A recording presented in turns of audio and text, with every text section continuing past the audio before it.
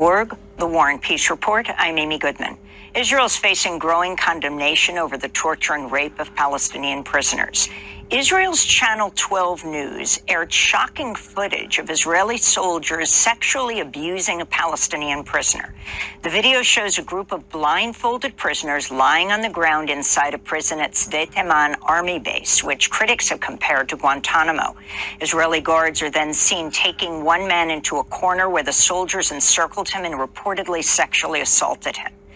Israel's investigation of this incident is what led a group of far-right Israeli protesters and lawmakers to break into two military bases last week in an effort to prevent the soldiers from being questioned.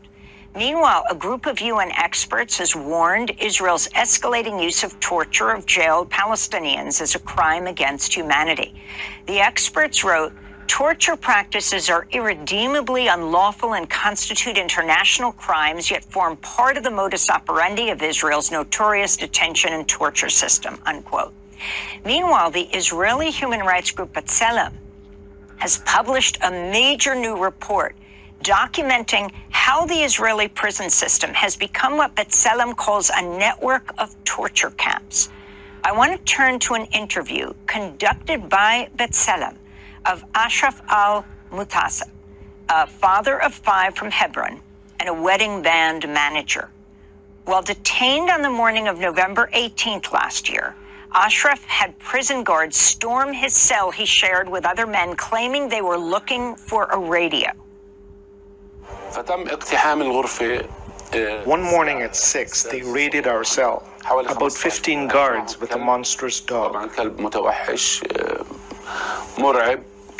Sometimes they made him attack sensitive body parts.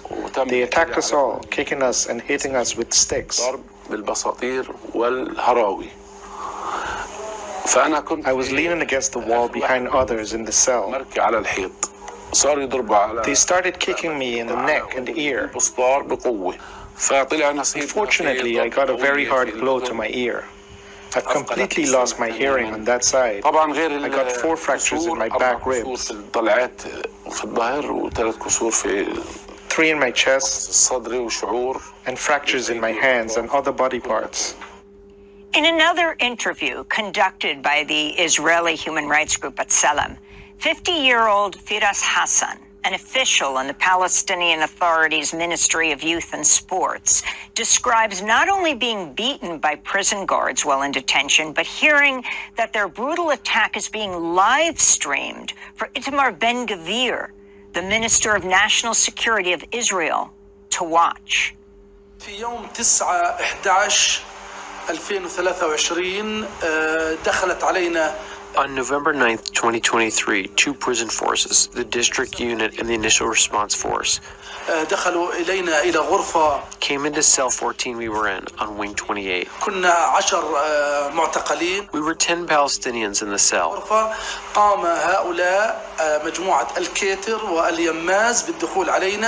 The forces came in masked and beat us for 50 minutes.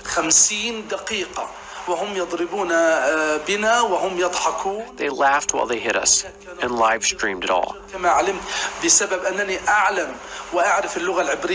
I understand Hebrew, and I heard one say, "We're live streaming for Ben-Gvir," directly to Ben-Gvir.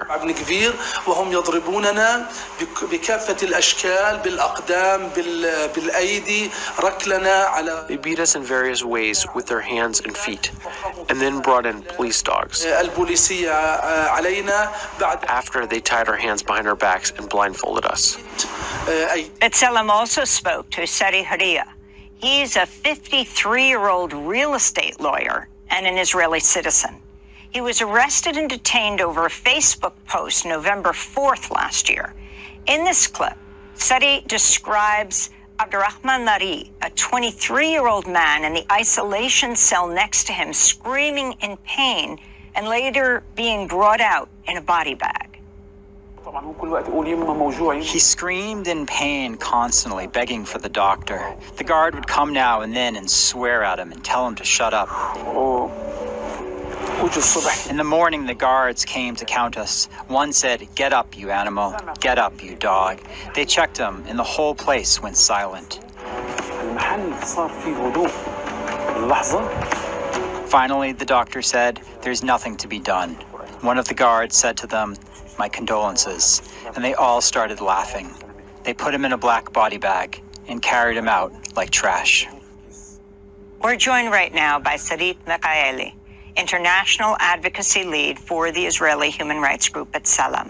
The group's new report is titled "Welcome to Hell: The Israeli Prison System as a Network of Torture Camps." Sarit, thanks so much for being with us.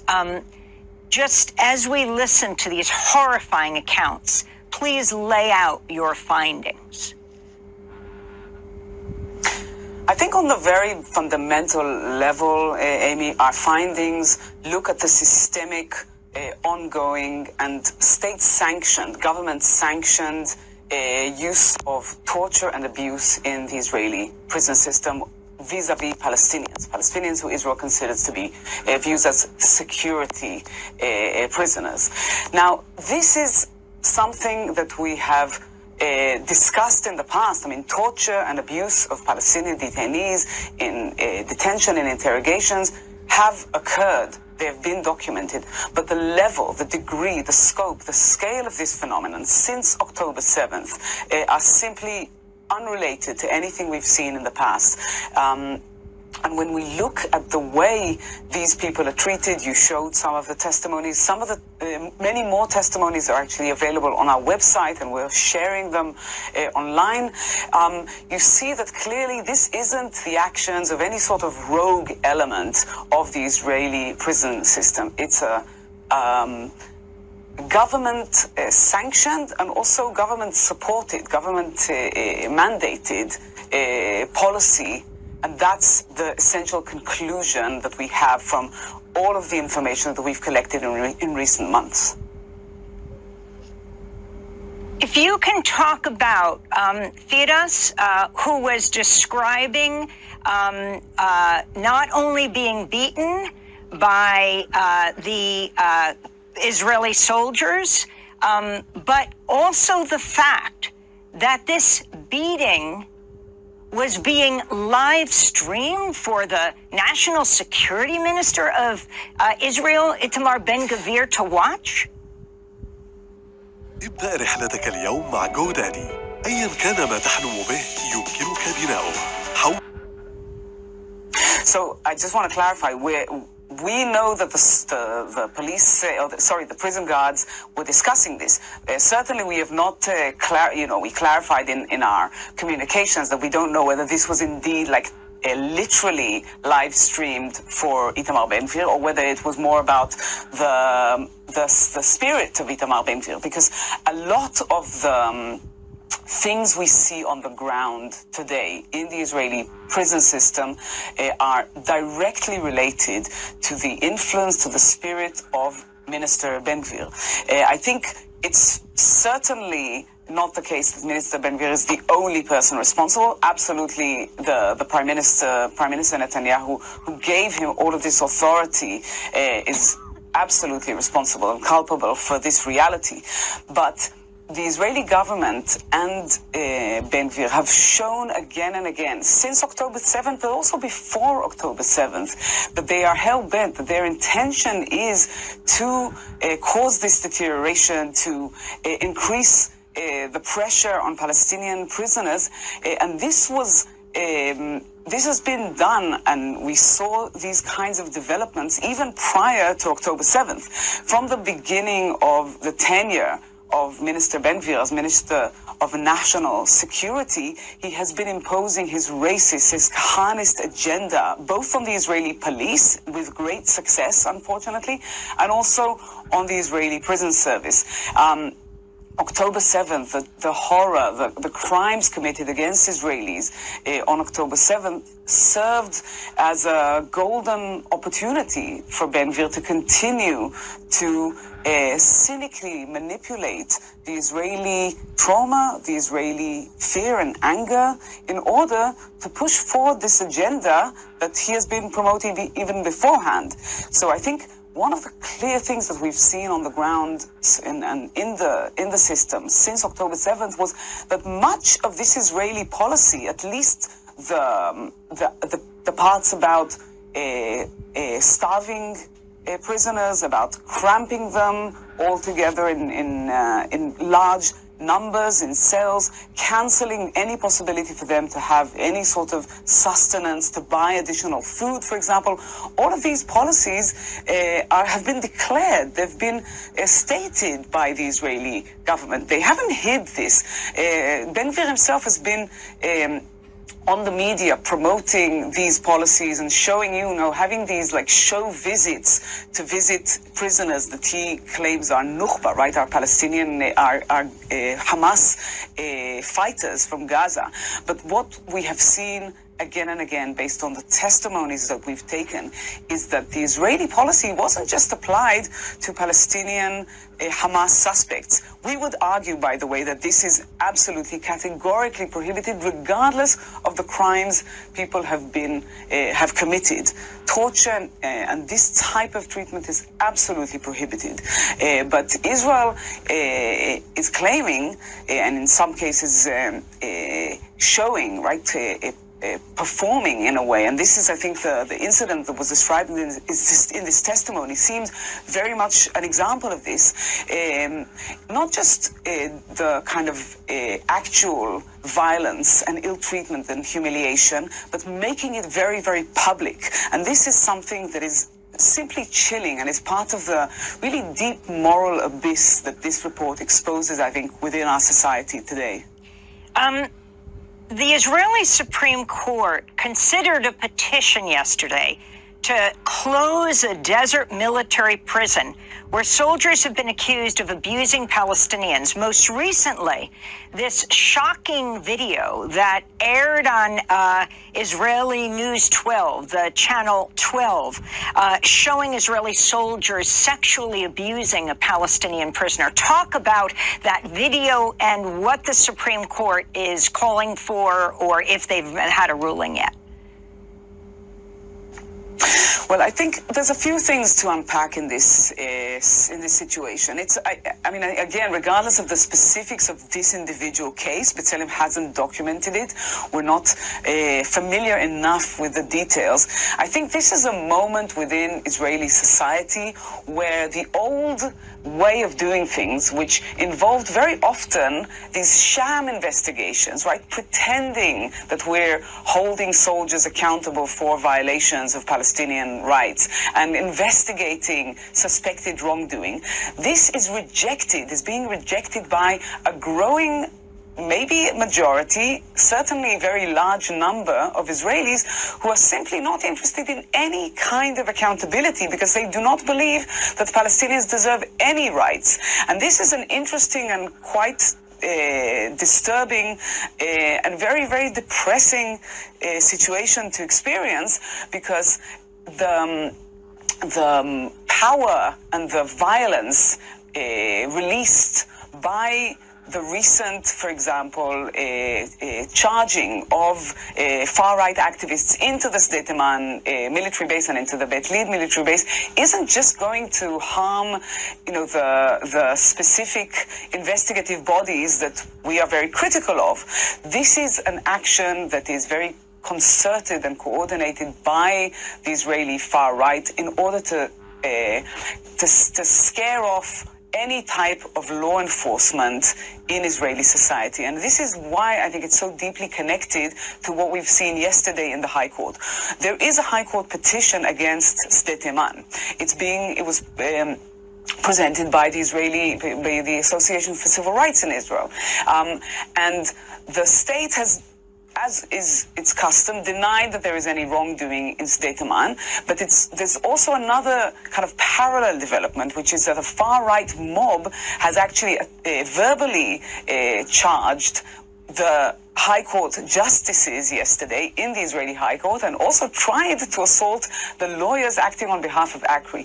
And I think this is an excellent example of what has been happening to the gatekeepers in Israel. This is an example of why these gatekeepers, who are meant to protect against the type of abuses that we describe in this report, they've been so scared off, they've been so weakened and paralyzed after many, many years of these types of far-right and even quite centrist assaults, that the type of reality that we exposed in the report is allowed to go pretty much on as Minister Ben-Gvir pleases, with very little resistance from the High Court, the other courts, from the Attorney General. Now, certainly we have had, and we're still extremely critical of these institutions, of the Israeli court system, of the Israeli Attorney General, but we do expect them to stand up to this type of abuse, to this type of official torture.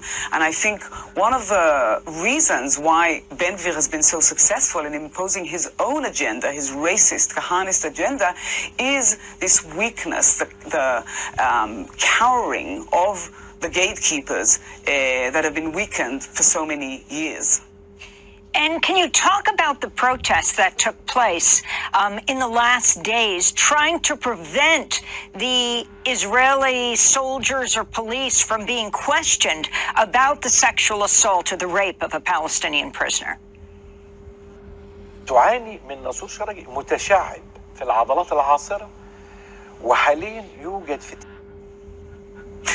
Yeah, I mean, I think I should also maybe open this with the one point of light in the current reality, which is that since the publication of B'Tselem's report, and also since the publication and the exposure of the story about these really horrific suspicions in Sde Teman, there's been a very strong voice coming from Israelis who categorically oppose this. Not necessarily Israelis who are absolutely with B'Tselem on everything, mainstream Israelis who who understand that if you are a country that claims you're a democracy, of course we would take great issue with this, then you cannot simply abuse people because you suspect them or because you've accused them and even because you've convicted them of perpetrating the most horrific crimes. This is simply unacceptable, and people are saying this very openly in our society today. These might not be the majority of Israelis, but it's very heartening to hear these voices again and again, as I said, also in response to B'Tselem's report.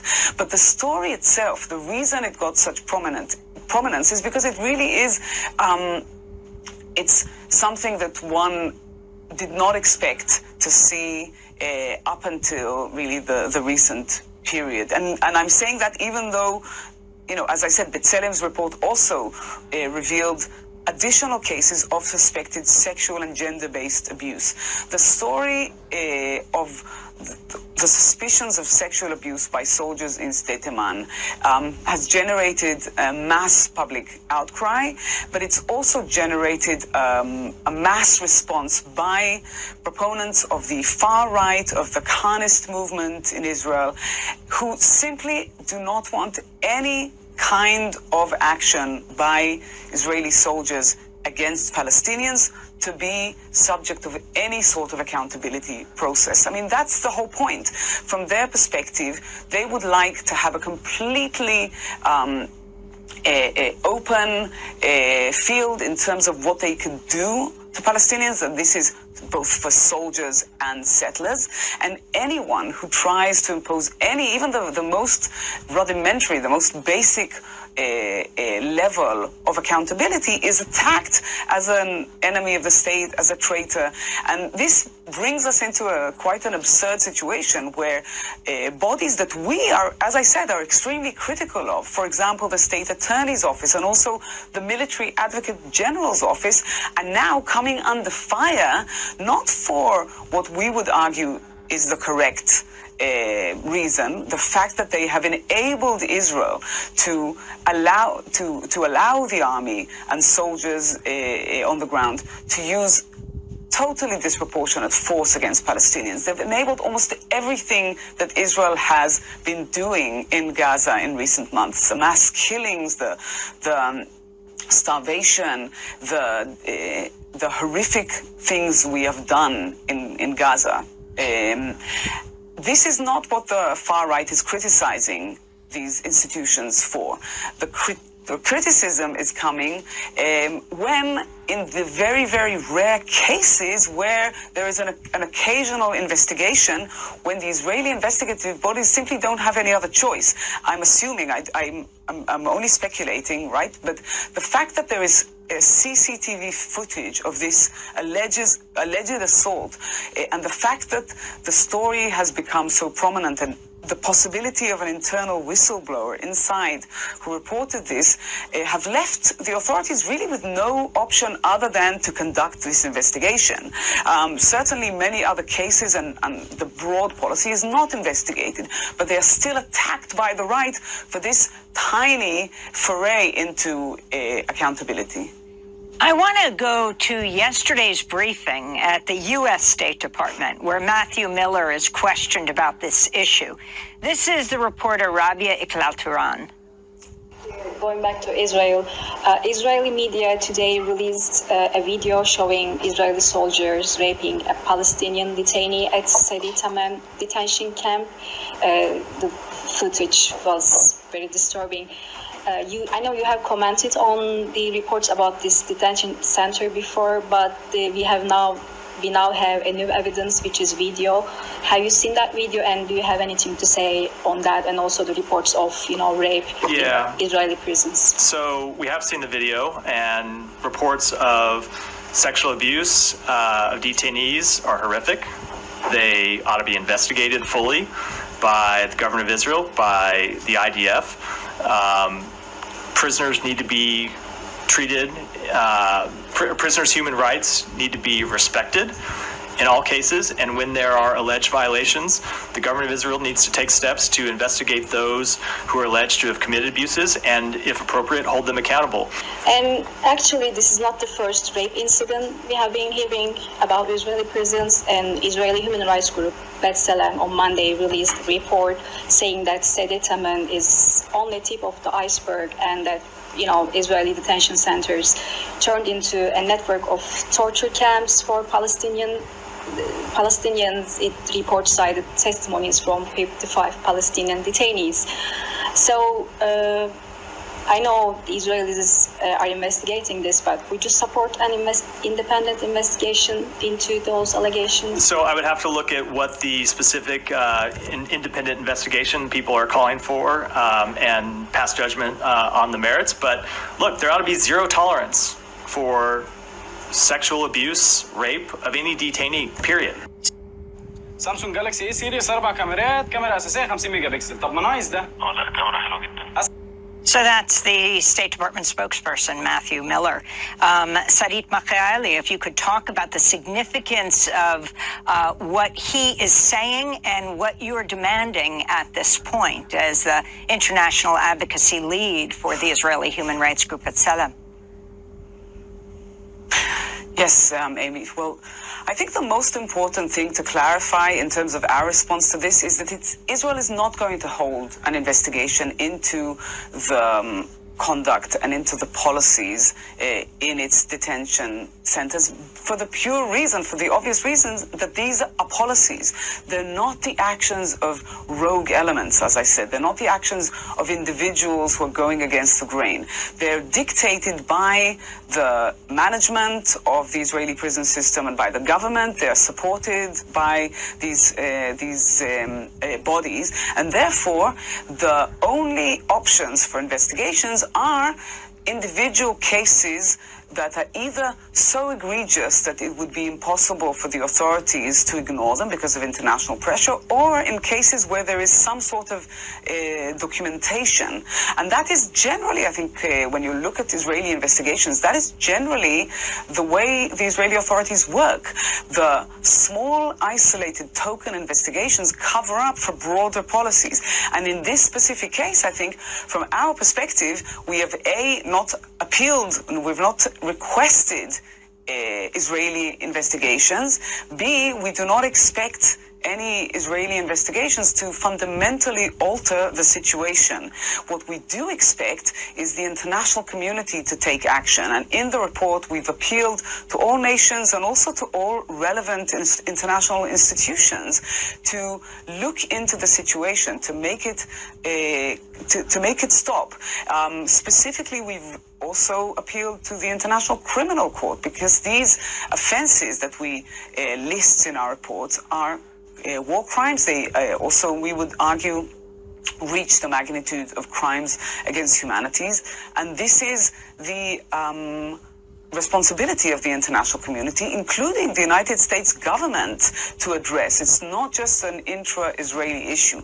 Certainly the Israeli government, in its current standing, I mean, it's pretty blatantly obvious that if the Israeli government is not able to hold an investigation into such serious allegations of horrific abuse, that without a mob of right-wing fanatics storming into 2 military bases, then it's blatant that Israel isn't going to be willing or able to address this broader policy of torture, by order, essentially, against Palestinians since October 7th.